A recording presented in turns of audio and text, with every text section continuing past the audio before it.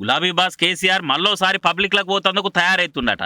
కాంగ్రెస్ సర్కారు రుణమాఫీ పురాగా చేస్తలేదు, రైతుల్ని రందుల పాలు చేస్తుంది అని గట్టిగా చెప్పేతందుకు జనాల తానికి బయలుపోతున్నట. అదివరకే అసెంబ్లీ ఎలక్షన్లలో ఓడిపోయి ఆగమైపాయే. అటు ఇంకా ఎంపీ ఎలక్షన్లలో ఒక్క సీటు కూడా రాక బొక్క బొర్లా పడే.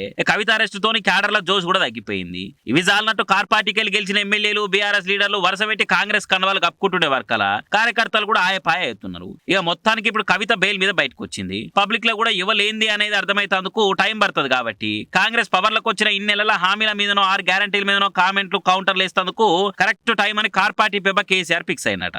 అసెంబ్లీలో కూడా హరీష్ రావు కేటీఆర్ బానే తనలాడి అధికార పార్టీని అరుచుకునే తందుకు చూసిర్రు. అయినా కానీ గ్రౌండ్ లెవెల్ గట్టిగానే పనితనం చూపేవలసి ఉన్నది. అందుకే ఎంపీ ఎలక్షన్లప్పుడు ప్రచారం చేసి జిల్లాలన్నీ తిరిగిన కేసీఆర్ ఇప్పుడు కూడా మళ్ళోసారి రుణమాఫీ ముచ్చట ముంగటేసుకొని కార్ పార్టీ జోరు పెంచాలని క్యాడర్ల ఉచారు పెంచాలని చూస్తున్నట. జల్దీనే టూర్ షెడ్యూల్ మీద కూడా పురాగా క్లారిటీ వస్తుందని గులాబీ పార్టీ లీడర్ల గుసగుసలు నడుస్తున్నాయట. చూడాలి మరి కవిత బెయిల్ మీద రిలీజు, ఇంకో దిక్కు కేసీఆర్ టూరుతోని బీఆర్ఎస్ లో ఎటువంటి మార్పులు వస్తాయో ఏం కథనో.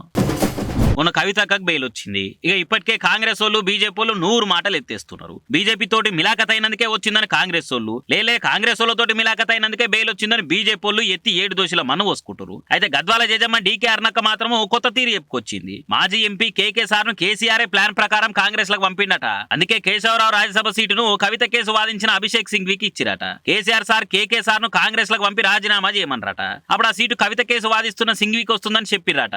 మరి ఈ సంగతి కాంగ్రెస్ కన్నా తెలుసో లేదో గానీ గద్వాల అర్ణకైతే కేసీఆర్ ఫామ్ హౌస్ గోడ సాటుకుండి ఇన్నట్టే చెప్పుకొచ్చిందంతా. సోనియా రాహుల్ గాంధీలు కూడా బెయిల్ మీదనే తిరుగుతున్నారు. కేసు అయిపోయినాక కవితకు అడిగిన ముత్య లెక్క బయటకు వస్తే మేము కూడా సంబరపడతాము, అదివరదాకా కాంగ్రెస్ తోటి మిలాఖత్ అయిందనే అంటాము అని అంటున్నది. ఇక మరి హైడ్రా సంగతి ఏంది అర్ణక్క అంటే ఏదో పెద్ద డ్రామా అనుకొచ్చింది. హామీల నుంచి సైడ్ చేయనికే హైడ్రామా చేస్తురని తిట్టిపోస్తున్నది. 6 గ్యారంటీలు అసలైనవి అమలే చేయలేదు. రైతు రుణమాఫీ పురాగా గానే లేదు. రేషన్ కార్డును బట్టి రుణమాఫీ అని మోసం చేస్తున్నారు. అసలు 40% ఇంకా రుణమాఫీ గానే లేదు. అందుకే హైడ్రా పేరుతోటి నజర్ నటు మళ్ళిచ్చిర్రు. కేసీఆర్ కూడా గిట్లనే వచ్చిన కొత్తలు అయ్యప్ప సొసైటీ ఊలుస్తామని హల్చల్ చేసిండు. అటు ఇంకా సల్లబడ్డాడు. ఇది కూడా గసి ఉంటుంది. గత సర్కారులు బీదలకు ఇల్లు కట్టిస్తే ఈ సర్కార్ మాత్రం కూలగొట్టిస్తున్నది. 4 రాష్ట్రాల ఎలక్షన్లకు పైసలు పంపనీకే కాంగ్రెస్ వాళ్ళు హైడ్రా నాటక మారుతురని అర్ణక AK-47 లెక్కనే ప్రత్యర్థుల మీద తూటాలు ఇసిరింది. మరి అర్ణక కామెంట్లకు కాంగ్రెస్ వాళ్ళు ఎట్లా కౌంటర్ ఇస్తారో ఏమో చూడాలి.